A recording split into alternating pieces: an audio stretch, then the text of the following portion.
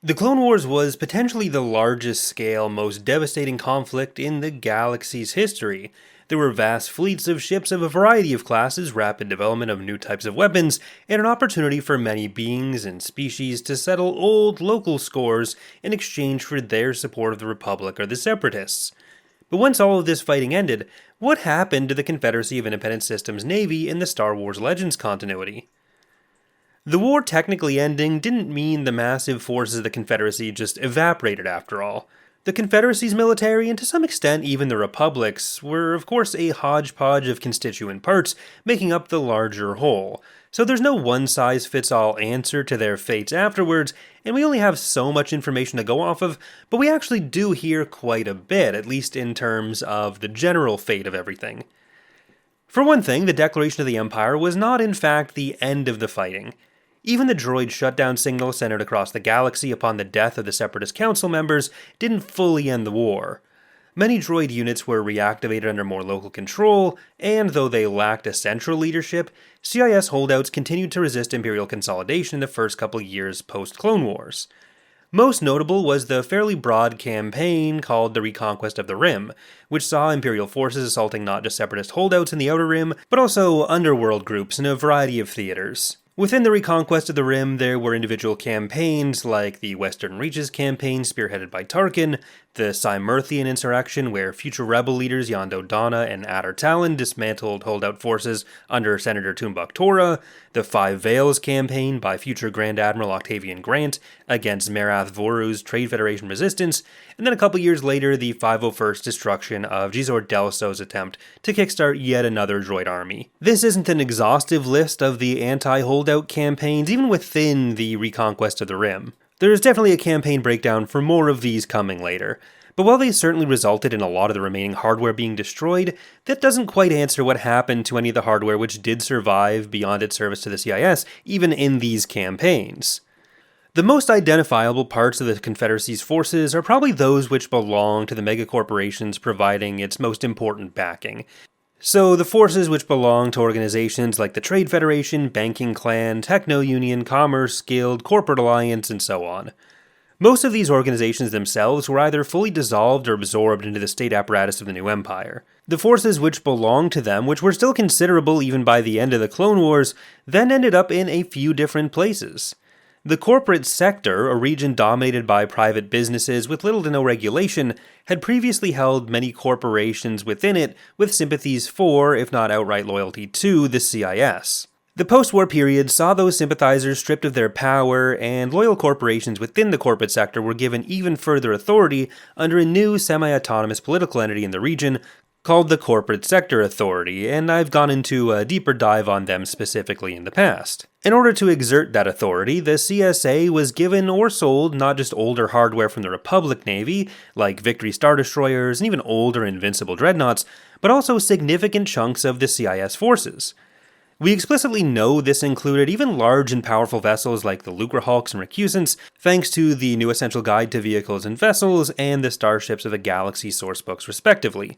But presumably there was a wide array of former Separatist hardware which did make its way into the CSA, either through the Empire or through capture and then private sale. The Lucrehulks and Recusants are just two of the ships where we get explicit confirmation.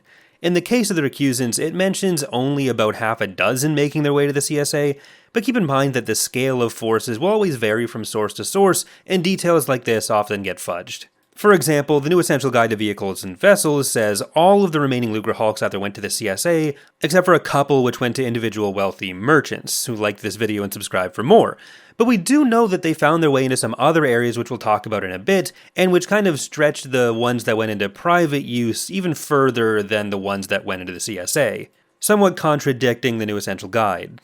For decades, the Empire and then Imperial Remnant or other warlords also made use of some of the Separatist hardware. Even most of what they didn't use did go through Imperial hands at some point at the very least.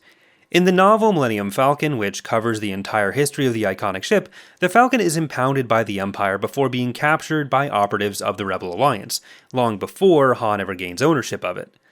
The impound lot where it was held in the Nilash system was also said to contain dozens of CIS warships, although warship probably means some smaller stuff here, given the implied size of this impound lot. This raid happens nearly 10 years after the Clone Wars ended, and this impound lot was probably only one of hundreds if not thousands throughout the galaxy, holding the bulk of decommissioned surviving CIS hardware. Not all CIS hardware held by the Empire was, or at least remained, decommissioned.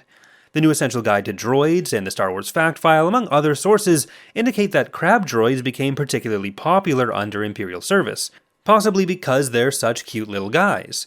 They were used in live fire exercises for stormtrooper training, which is kind of cruel, but they also saw active service within the Empire as scouts and sentries. There's every reason to believe that this would have extended to other types of droids or even starships, although the Empire did tend to try to standardize things. Beyond their use in Imperial service, or at least service deemed legitimate by the Empire, like in the case of the CSA, much of the CIS's hardware ended up in the hands of private owners, pirates, or even the Rebel Alliance. At least one Lucrehulk, for example, made its way into the Rebel Alliance. This ship, the Fortressa, was one of several Lucrehulks said to have been sold off by the Empire in the Essential Guide to Warfare. This would theoretically include the ones sold off to the CSA. Many of these Lucrehulks were once again used as megafreighters, albeit with their armaments largely removed, but the rebels and other militaries would rearm them for their own use. Fortressa was one of two primary capital ships used by the early rebel forces, the second being a heavily modified Providence called the Rebel 1. While these were among the more prominent ships in the rebellion, many others, including many munificents, which were often also heavily modified to the point of being near unrecognizable, are said to have made their way into the rebel fleet. Unfortunately, this is most of what we ever hear about the Providence after the Clone Wars, except for some additional use by Gisor Delso, despite the fact that Providences are one of the coolest ships that exist in Star Wars. The Recusant is my second favorite ship, but Providences are up there. Starhawk is number one, I don't care, come at me in the comments, give me some of that juicy engagement. Anyways, most of the CIS hardware used by the Rebellion was actually destroyed in combat with the Empire, and this includes the Fortressa, which was actually destroyed while fighting the Death Star in 0BBY. Some ships did survive even into the time of the New Republic, as was the case of a modified Bulwark 1, which the New Republic used during the Battle of Mindor a couple years after Endor. Other CIS ships probably made their way into the Rebellion not through capture or private hands, but through CIS holdouts joining the Rebellion, although this was often a politically fraught situation, which required former Separatists to renounce their separatist ways, something I've covered in a prior video. Private ownership did have other pathways back into military service for CIS hardware beyond the Rebellion, though. Even as late as the Yuuzhan Vong War, roughly 50 years after the Clone Wars, CIS ships, and in particular droids, are shown to have made their way into both local defense forces and other private hands. A privately owned force of B-2 battle droids on Mantessa became war heroes and were given special commendation by the Chief of State for fighting off Yuuzhan Vong fire breathers. One of General Grievous's personal bodyguards later started working with a kind of droid rock hybrid Jedi. This was IG-179 working for Luxem, who fell to the dark side while fighting the Yuuzhan Vong. I've also done a full video about them. Lucrehulks continued to rear their heads after this point as well, in potentially greater numbers than ever. The formerly peaceful colony, the name for the Killik society growing in the unknown regions, had incorporated Jedi lost during the Yuuzhan Vong War into their hive mind, which included 2 dark side force users.